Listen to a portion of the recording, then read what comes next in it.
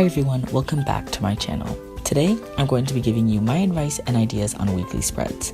These ideas will hopefully motivate you and inspire you to make similar weekly spreads in your own bullet journal. As you can see, for this month, I've been going for an under the sea or ocean spread, which I've been sticking to along with my water and moon trackers. Throughout this month, I've been just adding some fun quotes and drawings that help motivate me to keep using my bullet journal. As you can see, I've pre-drawn my sketches for these spreads, and if you want to see all my ideas and tips, then stay tuned and let's get right into the video. For my first weekly spread idea, I have a spread that I am personally going to be using for this upcoming week, July 16th through the 22nd. I would recommend this spread for someone who has a lot going on in the day and loves checklists. I, for one, am a huge fan of checklists because it leaves you with a sense of accomplishment every time you check something off.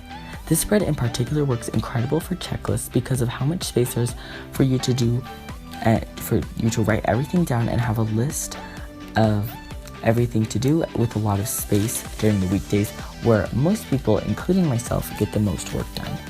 If anyone is wondering the dimensions I used for these sections of the weekdays, the width is 8 boxes and height is 27 boxes.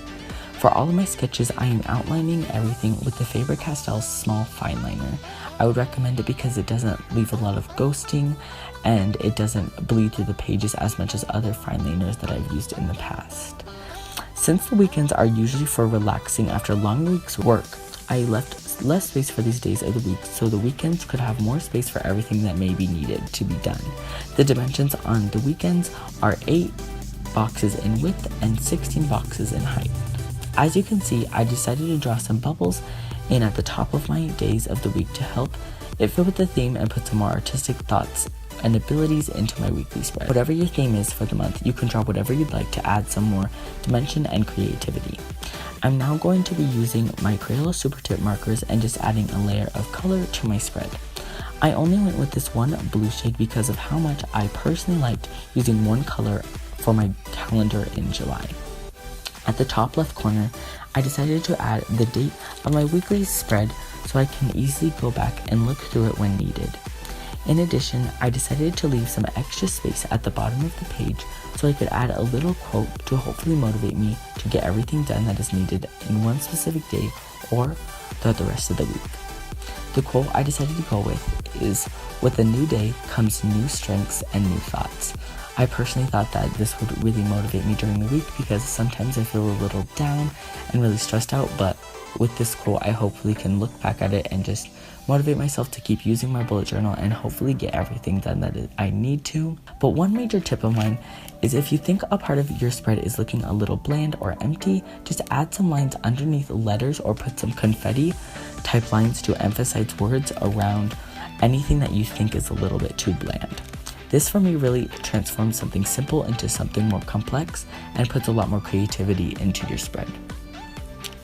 As you can see, I'm just going in right now and doing the same tip that I just gave you.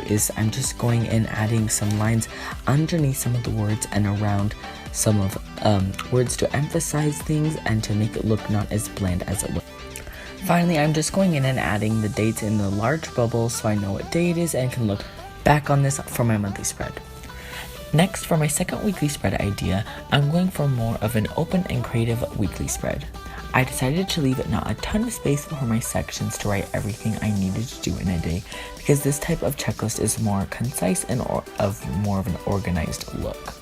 On the bottom left, I have a box that is going to be used as a weekly to-do in order to compensate for the loss of checklist space from the prior weekly spread.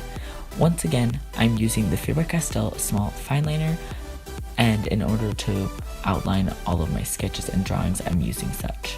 Now I'm going in and drawing a July small calendar to show what day of the week this weekly spread is for. I saw this online and I really like the idea of doing a small calendar in a weekly spread because not only of an organized look but also an aesthetic feel. I thought the space around the calendar was looking a little bland and bare, so I decided to sketch a little kelp and a little bit of some rocks, similar to that on my cover page for this monthly spread. One of my favorite things about a bullet journal is that you get to go from a monthly to a weekly to a daily and vice versa, which allows for great organization and preparation for the month ahead. On the bottom left hand corner of the weekly spread, I decided to write July 2018 in big letters just because there was a ton of empty space there and felt that this would fit the space nicely and in a concise manner. Now I'm going in with the Faber-Castell brush pen to write the days of the week in each of the sections, which instead of having a divided section for Saturday and Sunday, I decided to combine the two into a weekend section because I don't use these days as much for organization. My biggest tip for anyone, even for beginners and for advanced, is to understand that mistakes are okay. You don't need to throw a whole page away because you made a mistake, because it will look okay in the end and you can learn from it. Now, I'm just going to go in as for a little bit of color. I'm going with the Crayola Super Tip markers once again, and I'm just going in with a green shade that is going to be used for the kelp, and I'm going to be using this to color the rest of the page just like the previous weekly spread because I like the idea of only having one color for each page because it just makes a nice little look. But for the rock, because I thought it would look a little bit weird if I just did the same color for the same thing, I decided to go for a little bit more of a brown color. I also, on the calendar, I decided to highlight the days of the week in which this weekly spread is going on. And as you can see, in the top left corner, I'm doing the same thing as the prior weekly spread, where I'm just putting the days of the week that this weekly spread is going to be going on, just so as I go back through my bullet journal, I can know which day of the week this is going on, and everything will be more organized. Now, since there's a lot of empty space in this bottom right hand corner, I decided to do another quote like the prior weekly spread, just in a different format. I decided to make some big lettering for some of the words that I thought were going to be most important, and I decided to go for the quote, "There's always room to improve." So I really like this idea because it will help me be more organized and it will help me be more motivated to do things. And so I hope you guys enjoyed this weekly spread, and we should move on to the next one. Finally, for my last weekly spread, I'm just going to show you what I do personally when there's not a full week left for a full weekly spread. At the end of July, there's only going to be a Monday and Tuesday left, so there won't be enough days for a full weekly spread. So instead of just going on to August and breaking up my monthly spreads, I would just personally not even use a full 2 pages. I only use 1 page and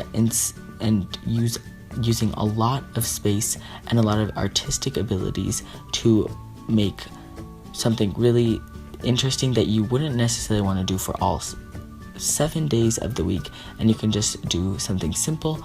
So I did 2 huge bubbles, and then I did a work and to-do list that I thought would help me be more prepared for the month and would just help me become a little bit more organized, and would make this page look a bit fuller because after all, it only is a page for 2 days of the week.